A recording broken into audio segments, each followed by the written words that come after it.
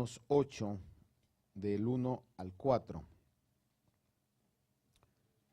Dice así la palabra: por consiguiente, o por tanto, quizás diga alguna Biblia, no hay ahora condenación para los que están en Cristo Jesús, los que no andan conforme a la carne, sino conforme al Espíritu. Porque la ley del Espíritu de vida en Cristo Jesús te ha libertado de la ley del pecado de la muerte. Pues lo que la ley no pudo hacer, ya que era débil por causa de la carne, Dios lo hizo enviando a su propio Hijo en semejanza de carne de pecado, y como ofrenda por el pecado, condenó al pecado en la carne, para que el requisito de la ley se cumpliera en nosotros, que no andamos conforme a la carne, sino conforme al Espíritu. Posiblemente en alguna oportunidad usted ha necesitado repetirse a usted mismo el capítulo 8, versículo 1, cuando en algún momento la acusación del enemigo pueda llegar a la mente. Cuando hablo de acusación es porque eso es el trabajo principal del enemigo. Él es el acusador. La palabra dice y lo identifica como el acusador de los hermanos. Sin embargo, este versículo no meramente se refiere a esos momentos cuando el diablo viene a acusar de que no estamos viviendo una vida en perfección, que eso pasa, es una realidad, sino que comienza este capítulo 8 haciendo una declaración. Dice, por consiguiente, posiblemente su Biblia diga, por tanto. Si usted lo lee en inglés, quizá dirá, therefore. En otras palabras, por lo anteriormente dicho, y no necesariamente está hablando de lo que acaba de escribir en el capítulo anterior, sino que está hablando de los 7 primeros capítulos de la carta a los romanos. Vea conmigo esto y trasládese conmigo a esta situación. Hoy posiblemente ya no sea algo que la generación nueva pueda identificarse totalmente. Pero de aquí, ¿cuántos todavía escribimos cartas a mano? Cuando se comunicó con algún familiar y usted hizo una carta a mano. Quisiera que levantaran la mano aquellos que todavía enviaron cartas, ¿verdad? Una carta larga era de ¿cuántas hojas? 3 o 4 hojas, ¿verdad? Entonces yo quiero que usted vea conmigo, y por ejemplo, la carta a los romanos son 16 capítulos, y en letra pequeña y comprimida vienen siendo alrededor de 10 hojas. En otras palabras, era una carta bastante larga. Y en los primeros 7 capítulos vienen siendo como la primera parte de la carta o la introducción a la carta, diría yo. Y entonces, en el capítulo 8 comienza Pablo este pensamiento, porque cuando Pablo escribió eso, no crea que escribió capítulo 1, versículo 2. Eso fue más adelante, era una carta como tal, una carta que estaba escribiéndose a la iglesia. Le repito, nosotros hoy tenemos capítulos y versículos porque se es fácil encontrar dónde es que dijo tal cosa. Imagínese que su Biblia no tuviera capítulos ni versículos. Sería mucho más difícil encontrar. ¿Cómo haríamos? Abra su Biblia más o menos por la mitad. Ahí va a encontrar el libro de los Salmos y vaya buscándole allí, ¿verdad? Donde dice, bendice alma mía a Jehová, y usted, hermano, y yo viendo más o menos por dónde está ese salmo, ¿no? ¿Verdad? Por esa razón es que se han puesto capítulos, versículos en este caso, aunque no necesariamente el libro de los Salmos, porque ese sí estaba dividido. Pero en el Nuevo Testamento, los profetas, esa era la situación. Entonces, cuando Pablo está hablando, por tanto, está diciendo, por lo que antes les dije, que viene desde el capítulo 1 al capítulo 7. Dice, por tanto, o por consiguiente, no hay condenación para los que están en Cristo. ¿Y qué es lo que nos está diciendo desde el capítulo 1 al capítulo 7? Que la salvación no es por obras de la ley, que es regalo de Dios por medio del sacrificio de Jesús, que la ley nos vino a mostrar el pecado que teníamos y que ahora, porque como la ley era insuficiente, era incapaz de poder lograr que se cumpliera por la imperfección humana, el Señor entonces otorga la salvación por medio de la gracia que está en el sacrificio de Jesús. Es lo que está diciendo, obviamente estoy obviando un montón de detalles importantes, ¿verdad? Pero sobre ese pensamiento él entonces dice, por tanto, ya que ha hablado y ha dicho que ni aun Abraham fue justificado por la ley, sino que fue justificado antes de la ley, y eso lo estudiábamos, ¿verdad? Entonces, dice, por tanto, por todo lo que se ha dicho anteriormente, dice, ya no hay condenación para los que están en Cristo. Y esa palabra condenación no es necesariamente lo que le digo yo, cuando el enemigo o nuestra propia conciencia trae algún tipo de condenación a nuestra vida. Por ejemplo, ¿cómo vas a llegar a alabar a Dios y mira lo que hiciste esta semana? ¿Cómo vas a llegar a servirle a Dios y mira las intenciones que tuviste? Esa es una lucha que el cristiano tiene y debe de vencer todos los días. Obviamente es algo que el enemigo siempre va a tratar, son aquellos dardos encendidos que dice que el diablo envía, que se apagan con el escudo de la fe. El saber de que si pecamos, como dice Juan, abogado tenemos para con Dios. Todos hemos necesitado eso, es fe en lo que la palabra de Dios dice. Pero la condenación que está hablando aquí, amados hermanos, es la sentencia. Está hablando de una sentencia. Es como cuando a alguien lo están acusando de algo, lo llevan ante un jurado, hacen un juicio y al final hacen una sentencia, dicen, ya está condenado. Por eso es que cuando hay alguna acusación, a lo menos en las sociedades como la que nosotros vivimos acá en Estados Unidos, el acusado es acusado y no se considera culpable hasta que es probado que es culpable. Cuando ya se prueba que es culpable y el juez declara la sentencia, entonces él ya está culpable en su propio récord. Queda que él cometió delito porque se ha hecho un juicio y se ha declarado que es culpable. Mientras tanto, el acusado es considerado inocente hasta que se prueba que es culpable. Entonces, cuando habla aquí de que no hay condenación no hay sentencia de condena para aquellos que están en Cristo. Y la paga del pecado, como lo hemos visto, dice la palabra de Dios, que la paga del pecado es muerte. Y hemos visto en el libro de Romanos, en los anteriores capítulos, que el pecado entró por medio de un hombre. Y porque nosotros venimos todos de esa misma descendencia, traemos el germen de pecado en nuestra vida y por tanto somos considerados pecadores.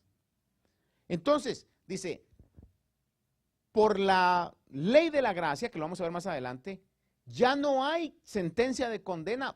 Y le repito una vez más, y lo voy a volver a escribir acá, porque dice, por consiguiente, por tanto, ya no hay condenación.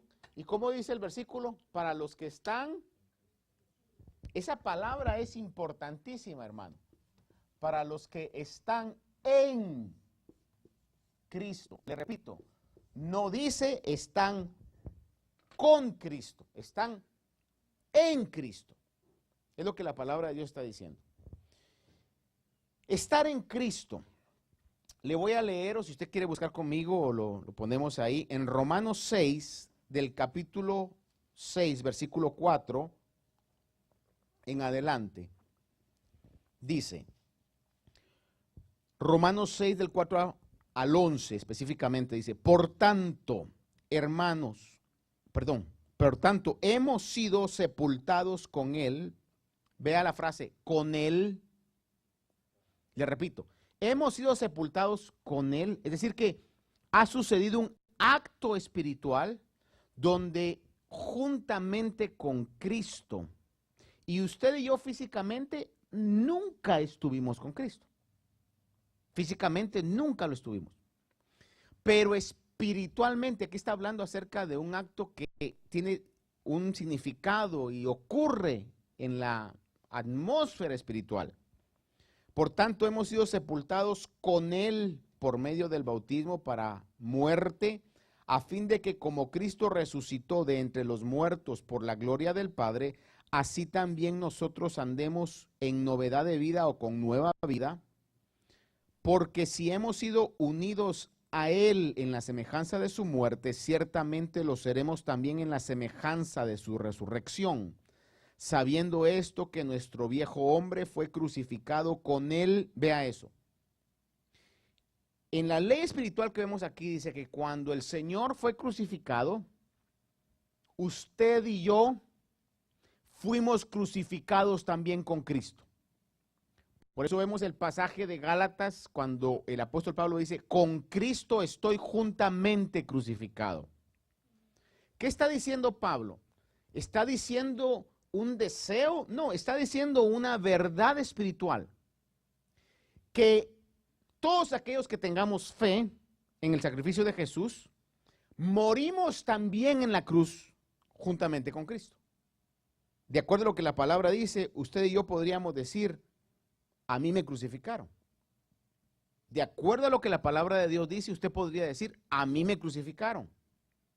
Porque la Biblia dice de que nos unimos con Él en su muerte.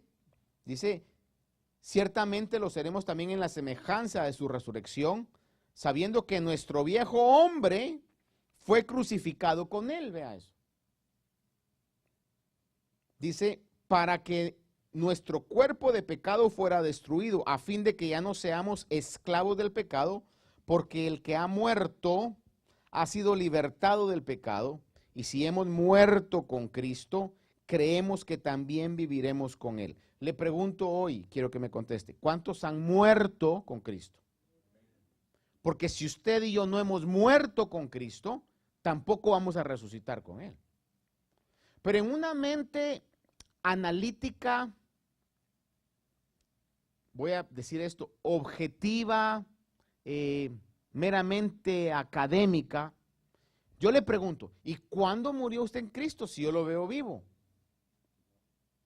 Entonces usted va a decir, no, no yo, pero usted está diciendo que usted murió con Cristo. Sí, pero el viejo hombre, o sea que usted murió físicamente y luego volvió a resucitar. No, no, no, fue el germen de pecado, esa cosa que tenía yo que no podríamos explicar, pero murió con Cristo, dice la palabra de Dios.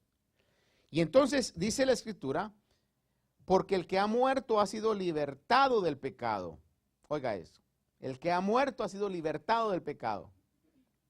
Y si hemos muerto con Cristo, creemos que también viviremos con Él, sabiendo que Cristo, habiendo resucitado de entre los muertos, no volverá a morir. Ya la muerte no tiene dominio sobre Él, porque por cuanto Él murió, murió al pecado de una vez y para siempre, pero en cuanto vive, vive para Dios. Así también vosotros, vea esa frase, consideraos muertos al pecado, pero vivos para Dios en Cristo Jesús. Aquí está hablando de una muerte y de una resurrección espiritual, pero que en un momento determinado se va a hacer realidad aún en este cuerpo de bajeza. La palabra de Dios enseña de que va a haber un momento en donde los que hayan muerto en Cristo van a ser transformados, van a resucitar en un cuerpo glorioso. Y los que estemos vivos, igual manera seremos transformados. Es decir, que eso se va a hacer una realidad. Lo que hoy por fe decimos, se va a hacer una realidad aún en nuestro cuerpo físico. Porque no vamos a vivir una eternidad con este cuerpo. Este cuerpo no aguanta, hermano. Este cuerpo sería imposible. El cuerpo que nos van a dar es un cuerpo glorioso. ¿Cuántos esperan ese cuerpo, hermano? Yo lo espero ansiosamente, hermano. Ahora, Primera de Corintios 12:13 recalca esta realidad. Primera de Corintios 12:13 le leo. Dice, pues por un mismo espíritu todos fuimos bautizados en un solo cuerpo, ya judíos o griegos, ya esclavos o libres, y a todos se nos dio a beber el mismo espíritu. Es decir que es un trabajo espiritual. Versículo 27 del capítulo 12 de 1 Corintios dice, ahora bien, vosotros sois el cuerpo de Cristo y cada uno individualmente un miembro de él. Vea esto, vosotros sois el cuerpo de Cristo. Por eso le digo esto, dice que estamos en Cristo.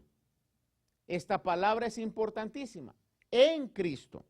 Y le recuerdo algo que hemos visto anteriormente. Dice la Escritura claramente que Dios nos ha dado de su Espíritu a nosotros.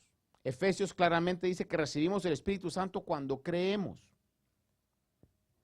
El Padre, el Hijo y el Espíritu Santo son uno.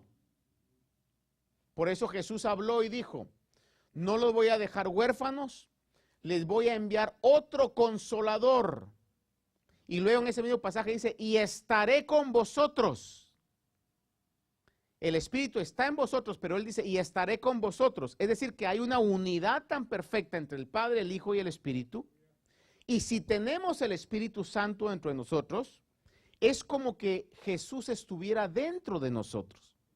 Por eso va a ver usted en algunos pasajes donde el apóstol Pablo habla y dice, el Espíritu nos impidió, y luego dice, el Espíritu de Cristo nos impidió también. Está utilizando las dos palabras para hablar del mismo Espíritu Santo, porque hay una unidad perfecta entre el Padre, el Hijo y el Espíritu Santo.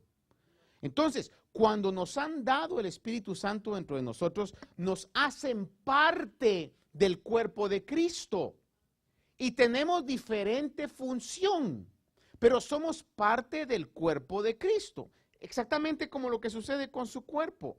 ¿Qué es más usted? ¿Su oreja o su dedo? ¿Qué es más usted? Los dos. Usted los quiere tanto a su dedo como a su oreja. Es decir, una función tienen y hay cosas, por ejemplo, que son más notorias, pero todo es parte de su cuerpo. O si le dieran a escoger a usted, ¿verdad? ¿Qué parte de su cuerpo es la que más quiere? Yo digo todo. No quiero pues que me duela nada o que se dañe nada. Y así somos nosotros en Cristo. Por su Espíritu ha hecho de un montón de gente de diferente cultura parte de su cuerpo. El Señor utiliza esto, utiliza la vida de Pablo para que nosotros podamos comprender el concepto. Le ruego que no se ponga en detalles ahorita a decir, ay, ¿cómo será? ¿Será que todos cuando nos transformemos vamos a ir y vamos a ser una gran persona? No, hermano, cuando hablamos de cuerpo estamos hablando de lo que el Señor tuvo que utilizar para darnos a ver que se iba a formar en nosotros espiritualmente la naturaleza, el carácter, el poder, la sabiduría que tenía el Señor Jesús. Por eso la palabra de Dios dice que la naturaleza gime esperando ansiosamente la manifestación de los hijos de Dios. Cuando lo que está interno dentro de nosotros, que es el Espíritu Santo, le dejemos tomar control y maduremos, hermano, y se dé el momento de esa transformación. Yo creo que el más sorprendido de la transformación va a ser usted mismo. Y ahí vamos a decir, valió la pena, cualquier sacrificio que sea puede hacer, valió la pena por eso. Había un coro que el otro día me estaba recordando, obviamente, yo sé que quizás muchos de aquí ni siquiera lo escucharon, pero si alguno lo escuchó, no sé si se recuerdan. Vean. Decía, hay un cielo hecho de oro más allá. ¿Alguien se recuerda? Donde siempre anhelo yo poder estar. Era un ritmo así. Y con Cristo por la eternidad morar. Estoy hablando de mi niñez. En el cielo hecho de oro más allá.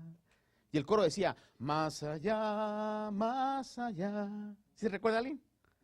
Hay un cielo hecho de oro. No, yo soy más viejo que todos ustedes hoy.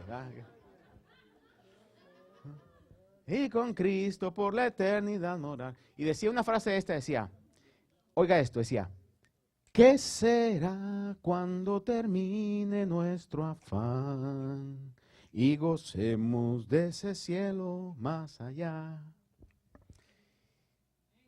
No es que la nostalgia nos haga regresar, porque en algún momento cuando se dice, ay, aquellos cantos que cómo ministraban, a veces no es tanto que los cantos que ahora la iglesia canta no es que no ministre, sino que a veces como que tocan fibras de nostalgia en uno, ¿verdad? Obviamente siempre antes como ahora habían cantos que pues tocaban, ¿verdad? El corazón y otros que quizás no tanto, pero aquellos que tocaban el corazón igual que ahora también, sin duda alguna vienen del corazón de Dios. Pero lo que lo quiero llevar es de que yo me recuerdo que antes, cuando la iglesia era un poquito más perseguida, cuando el ser creyente, a lo menos en ciertos pueblos, le tiraban piedras a las láminas de la iglesia, no sé si usted se recuerda de que eso pasaba. En cambio, hoy vivimos un tiempo que tenemos que ser cuidadosos y no quiero yo darle un concepto pesimista, pero tenemos que ser muy cuidadosos que profetizado está que en los últimos tiempos que ya estamos viviendo iban a venir espíritus de engaño.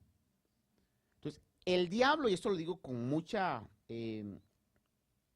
voy a decir yo, convicción de mi corazón, el diablo ha introducido doctrinas en la misma iglesia cristiana que en lugar de que tengamos nuestra mirada en el cielo, nos ha hecho en algún momento como muy materialistas, como querer buscar nada más un éxito material al grado que en algunos casos se mide la espiritualidad de acuerdo al éxito material que usted tenga.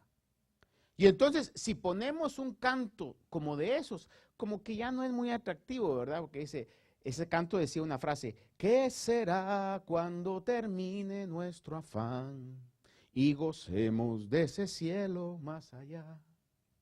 Ahora, yo le voy a decir algo. ¿Cuántos de aquí se consideran bendecidos por Dios? Ahora, usted que es bendecido por Dios, yo me considero que Dios ha sido bueno, hermano. Pero yo no quiero quedarme en esta tierra. Honestamente le digo. Y cuando he tenido la oportunidad de poder defender esto con algunas personas, dicen, no, pero es que mira, que el éxito. Yo le he dicho, ok, dime tu éxito. Y a veces es un sueño nada más. ¿Ya? Y le digo, yo quizás te pueda decir de una perspectiva mayor, yo no quiero quedarme en esta tierra. Aunque he comido bien, he dormido bien, me he vestido, he viajado, pero esta tierra, hermano, es un afán sin fin. Es lucha tras lucha.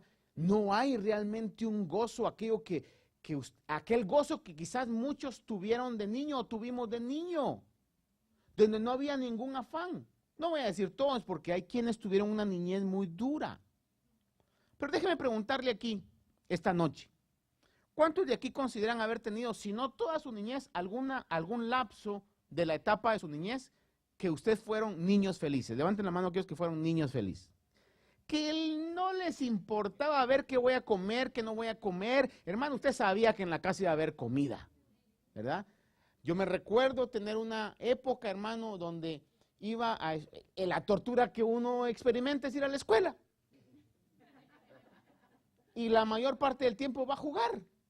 Y eso era, venía de la escuela, hermano, comía, fíjese, lo levantan a uno, si es posible hasta lo bañaban a uno, le daban de comer, lo mandaban a la escuela, en la escuela lo cuidaban a uno, luego regresaba, almorzaba, ir a jugar. Me recuerdo que mi mamá un día dijo, mira, mijo, ¿sabes qué? Te voy a comprar una cama y te la voy a ir a meter a esa portería allá en el campo de fútbol, porque ahí te pasas todo el tiempo, ya para que no vengas a dormir a la casa, sino que te quedes durmiendo ahí en el campo, porque yo vivía casi enfrente del campo. Hermano, pero esa etapa se va. Y de repente usted comienza a darse cuenta que la vida no es no sé qué suave, no es tan fácil. That's the cruel reality. Es la cruel realidad de la vida. Comienza a darse cuenta usted de todo eso.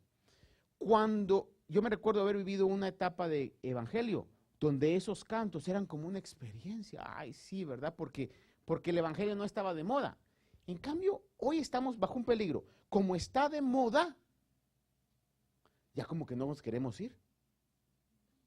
Ya como, no, pues ya estoy aquí, entonces voy a lograr ser exitoso acá. Hermanos, no es comparable el éxito que podamos tener acá que lo que realmente es la gloria de Dios. Y es una realidad. Ahora, ¿por qué lo llevo a esto?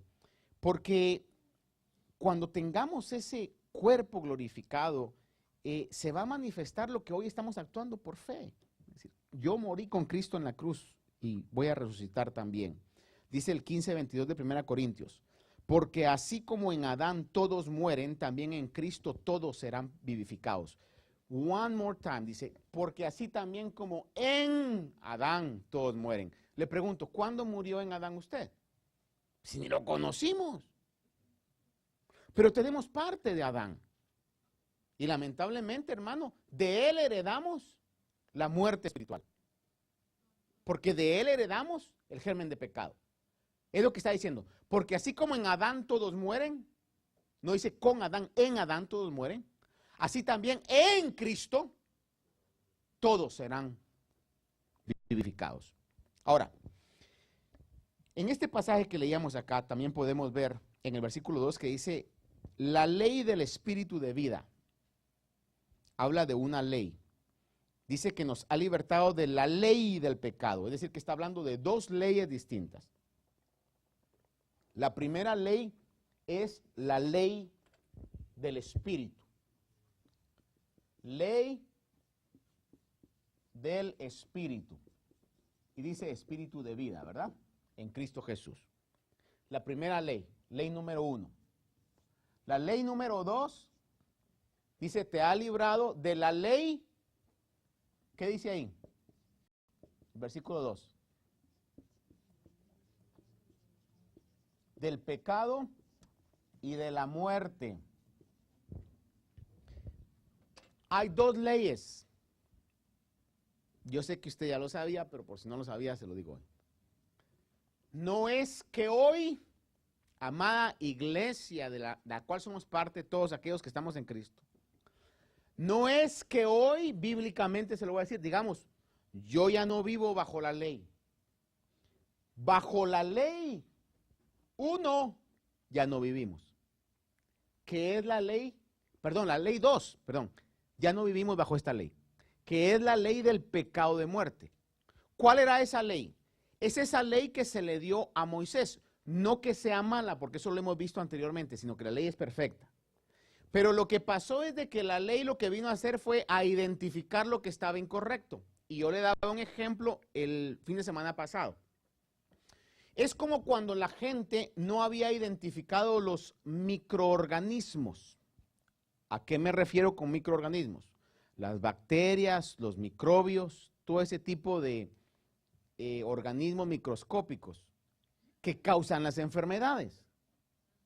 ¿Por qué es que le dicen a uno cuando está con alguna enfermedad, por ejemplo, no se asocie con otras personas? Porque es contagioso. Son cosas que no se ven, pero están en el ambiente y se contagian. En el tiempo que la gente no sabía de esto, hermano, se estaba enfermando y eran las tremendas plagas y epidemias porque no se contenía lo que no se ve. Es lo que pasó con el pecado. La Biblia claramente dice en el capítulo 5, si no me equivoco, de Romanos, que desde Adán hasta Moisés la muerte reinó, porque nadie había identificado que la causa de la muerte espiritual y física también era el pecado. Entonces la gente se seguía muriendo física y espiritualmente por causa del pecado, pero no se había identificado que el pecado era la causa. Entonces, cuando viene la ley y dice, se están muriendo por mentirosos, Se están muriendo porque no honran a los padres. Se están muriendo porque matan. Se están muriendo porque tienen otros dioses, que no es el Dios verdadero. Estoy resumiendo los 10 mandamientos. Entonces, identifica qué es lo que desagrada a Dios, y la gente comienza a través de la ley a querer limpiarse. Pero el punto era que era imposible porque la ley era perfecta y los humanos somos imperfectos. Entonces, por más que la gente trataba, fallaba en algún mandamiento. Quizás no robaban, hermano, decían, no, yo no voy a robar. Quizás no mentían, pero tenían alguna falla en algún otro mandamiento, hermano, y eso los descalificaba. A grado que Santiago habla, dice que el que falla en un solo mandamiento es como que hubiera desobedecido toda la ley. Era demasiado alta. Esta ley, el Señor Jesús nos libró de esta ley que identifica el pecado. Repito, el Señor Jesús nos liberó de la ley que identifica el pecado y que nos llevaba a la muerte. Pero ahora, repito, dice la palabra que hay una nueva ley. ¿Y cuál es esa nueva ley? La ley del Espíritu. Y no solamente lo dice ahí, por ejemplo, vea usted le voy a leer. En Romanos 7:5 habla, dice, porque mientras estábamos en la carne, las pasiones pecaminosas despertadas por la ley, estoy hablando de la ley número 2, de la ley del pecado de muerte, las pasiones pecaminosas despertadas por la ley actuaban en los miembros de nuestro cuerpo a fin de llevar fruto para muerte. 3:27 de Romanos dice, ¿dónde está pues la jactancia? Queda excluida. ¿Por cuál ley? ¿La de las obras? No, sino por la ley de fe. La ley de fe es otra manera de identificar la ley del Espíritu. Ya no esta ley, la ley de fe, es otra manera de identificar la ley del Espíritu. Gálatas 6:2 dice de esta manera, llevad los unos las cargas de los otros y cumplid así la ley de Cristo. Entonces, bajo esa consideración, hermanos, si le pregunto yo, ¿usted tiene ley? ¿Qué usted me va a contestar a mí? No, Señor, reprenda eso, yo ya no estoy bajo la ley. Bajo la ley 2 ya no. Pero la 1, sí. Ahora usted podrá decirme, yo puedo decir, entonces, ¿qué diferencia hay? Me sacaron de las brasas para caer o del fuego para las brasas, ¿cómo es que dice el dicho, verdad? A las llamas. No, hermano. Lo que sucede es que esta nueva ley es una ley que actúa de una manera sobrenatural y milagrosa por fe y está haciendo cambios en la vida de todos los creyentes. Believe it or not, but we are changing. Los que estamos en Cristo estamos cambiando, hermano. Algunos como que van más rápido, otros como que van despacio, pero le aseguro algo, el que esté en Cristo, Dios se compromete, o cambias o cambias. Se lo voy a poner bíblicamente en un verso que nos gusta mucho, pero si lo vemos realmente al proceso de que Dios nos está transformando a su carácter, dice la Biblia, estoy convencido de esto, que el que comenzó la buena obra en nosotros, ¿qué dice? La perfeccionará.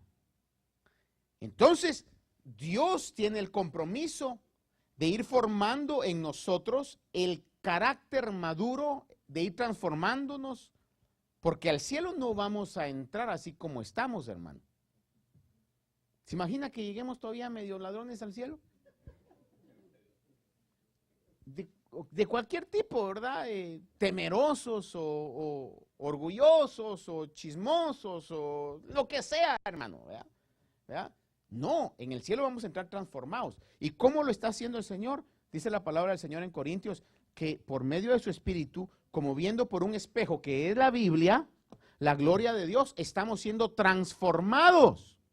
Entonces, estamos siendo transformados.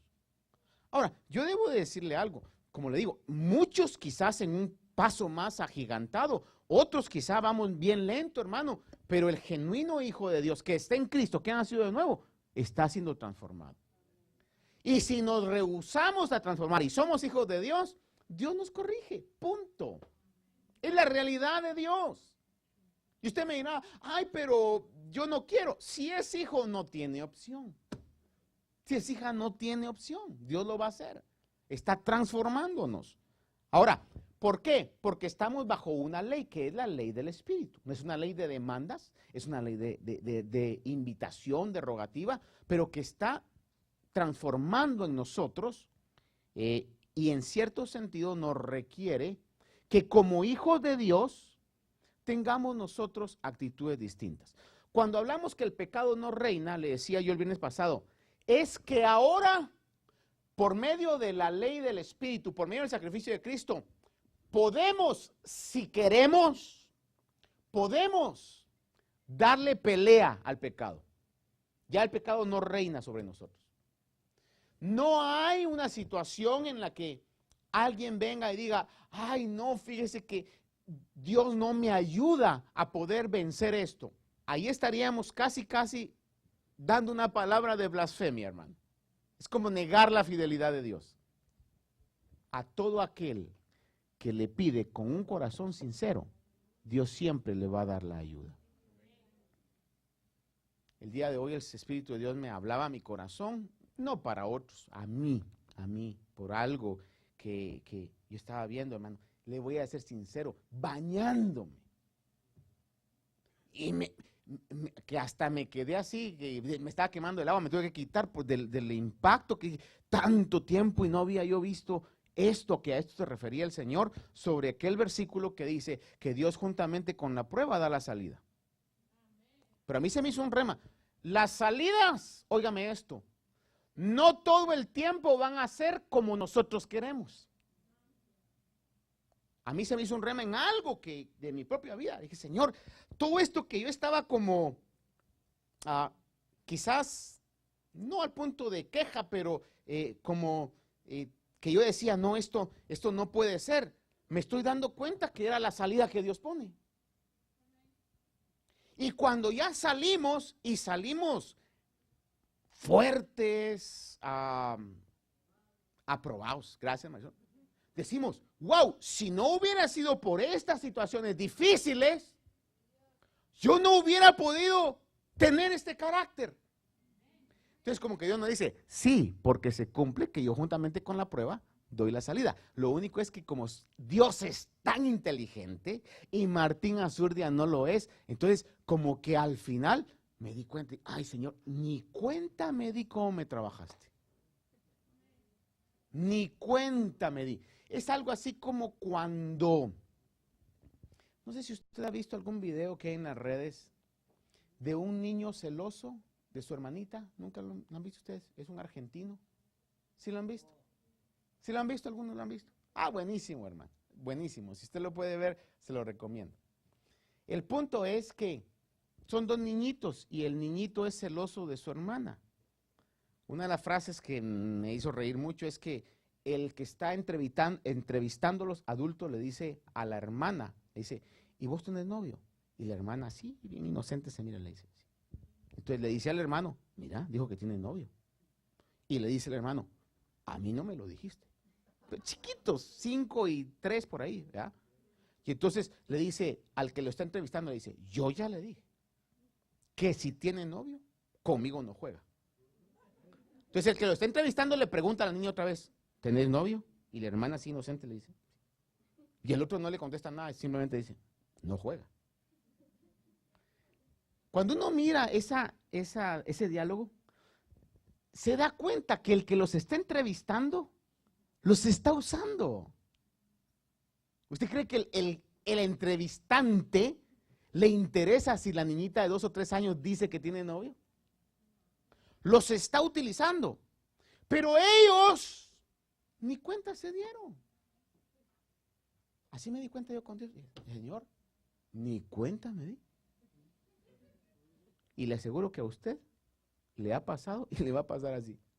Y cuando uno ya sale dice, ¡ay! Ni cuenta me di, pero me sacaste de esa situación. Y Dios le va a decir, porque juntamente con la prueba, te doy la salida. ¿Cuántos están agradecidos por tener un padre tan padre como lo es Dios, hermano? Por eso dice, nunca te voy a dejar. Mira, Dios nunca nos va a dejar. Jamás nos va a dejar. Por eso el venir y decirle, Señor, no me ayudas. No, si delante de Él estamos en una perseverancia, una constancia, aunque no querramos. ¿Sabe cuándo necesitamos más buscar a Dios? Cuando menos ganas tenemos.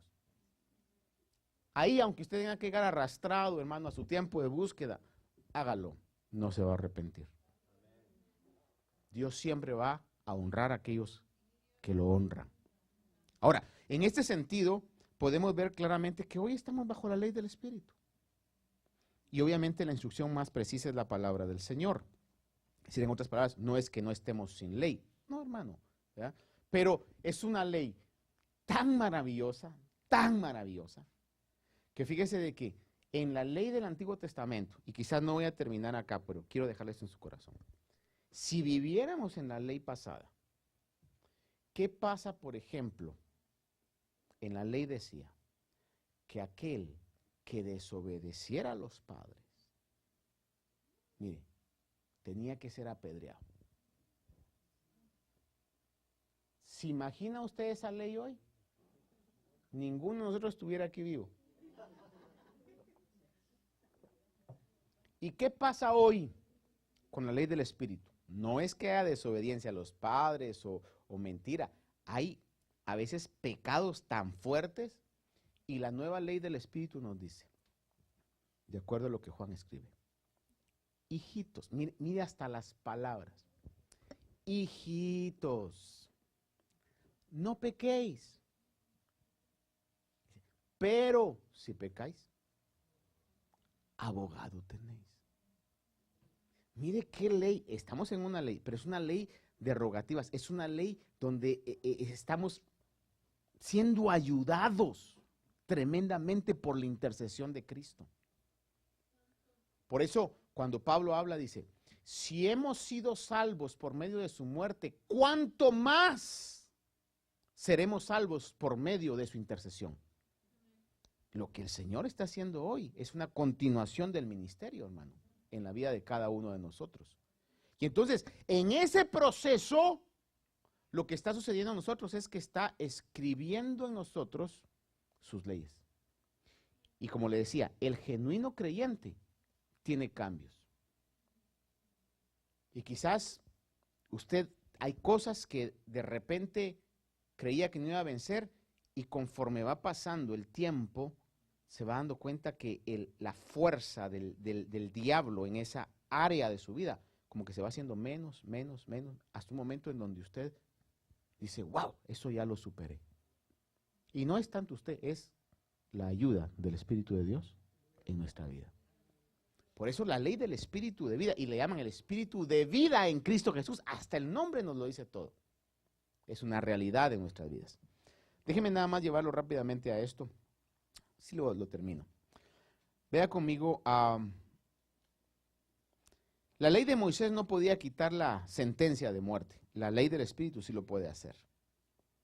De hecho, Gálatas 3:10 dice que todos los que son de las obras de la ley, están bajo maldición, porque dice, maldito el que no permanece en todas las cosas escritas en el libro de la ley.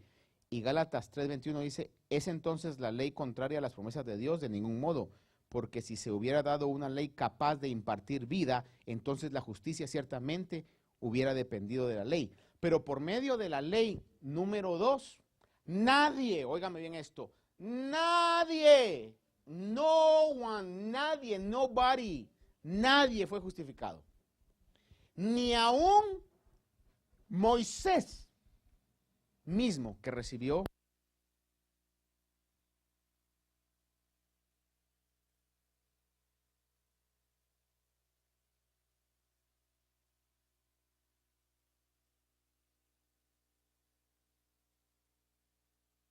Ni aún Moisés mismo fue justificado, ni Abraham, según lo pone Pablo, ni David.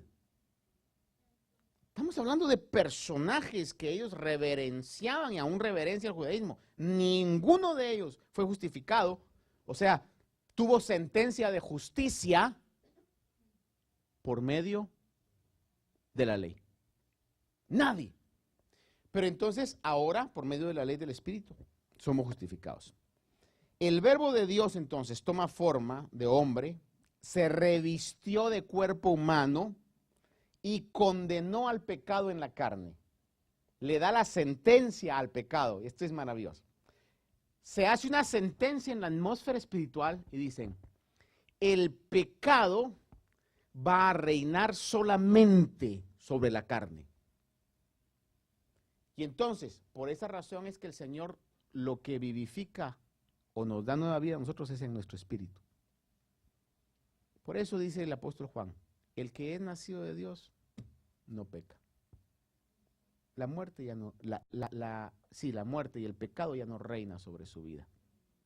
Déjenme leerle 2 versículos nada más aquí. Filipenses 2, 6, 7 dice, hablando de Jesús que existía en forma de Dios y no se consideró igual a Dios como algo que aferrarse, sino que se despojó de sí mismo, tomando forma de siervo y se hizo como hombre. Hebreos 4:15 dice, porque no tenemos un sumo sacerdote que no pueda compadecerse de nuestras flaquezas, sino uno que ha sido tentado en todo como nosotros, pero sin pecado. Mire, se compadece de nosotros. Picture this. Está el Señor en toda su gloria. Si alguien es grande y maravilloso, hermano, es Dios. El venir aquí fue una tremenda humillación. Pero ¿qué cree? Cuando usted se acerca delante de Él necesitado, Él se compadece de nosotros. Un paréntesis. ¿Hace cuánto que cada uno de nosotros no nos compadecemos de la necesidad que hay afuera? Es bueno de vez en cuando preguntarse eso. ¿Hace cuánto no nos compadecemos de la necesidad que hay afuera? En todos los aspectos. Y vale la pena en un momento hacer una reflexión y recordarnos a nosotros mismos. Recuerde si usted, no sé cuántos de aquí vinieron a este país y no tenían dónde vivir. No tenían cómo movilizarse. De vez en cuando nos conviene hacer un pasito atrás de nuestra comodidad para apreciar lo que tenemos, hermano. Yo sé que la mayoría de ustedes tiene vehículos. Yo le comenté un día que adrede, hermano, venía de un viaje y entonces le dije a mi esposa, ¿sabes qué? No me vengas a traer, me voy a ir en tren y en bus desde el Kennedy. Tomé el tren a la estación, luego otro, es decir, yo aquí a mi casa, del Kennedy, máximo 1 hora, ¿verdad? Si fuera así. Ese día me tomé 4 horas, hermano. Entre trenes, buses, estar subiendo todo, hermano, y era tremendo. Entonces dije yo, y lo hice adrede, para apreciar y no estarme quejando del tráfico o de que mi carro, que no, Señor, gracias a Dios. Vale la pena un día, y nos hará mucho beneficio quizás, ¿verdad? Venir y decir, este día solo voy a comer una vez. Usted me dirá, está loco, pastor. Pruebe, mire, pruébelo, un día nada más. Pruebe. Este día solo voy a comer una vez. Ya sea desayuno, ya sea almuerzo o ya sea, usted elige, pero una sola vez. Y va a ver que va a apreciar después la comida que tiene, cualquiera que sea. Porque muchas veces a mí me han contado que hay ciertas personas que no aprecian la comida que les da su esposa. No cocinas como mi mamá. ¿Sabe por qué? Porque no es su mamá. ¿Cuándo estamos agradecidos por la ley del Espíritu, hermano? Señor, te agradezco esta noche, Señor. Dios mío, yo